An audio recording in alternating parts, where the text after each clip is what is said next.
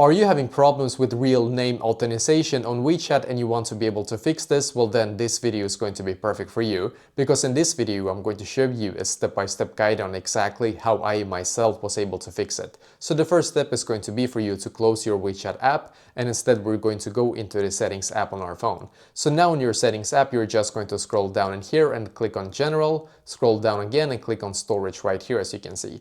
Now you're just going to simply wait for all of the apps in here to load. So it's going to take you a couple of seconds for it to completely load. So now you will be able to see all of the apps here when it's done. Scroll then up right here and click on search for WeChat, click on the WeChat app. Now just click on upload app and once again click on upload app in here.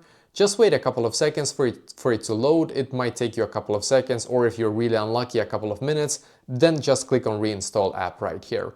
And once again, sometimes you have to click on it 2 times, by the way, but now you just have to wait for it to completely update to its latest version. I did this myself, and when it's done, go back into the WeChat app and hopefully now it's going to work for you as well.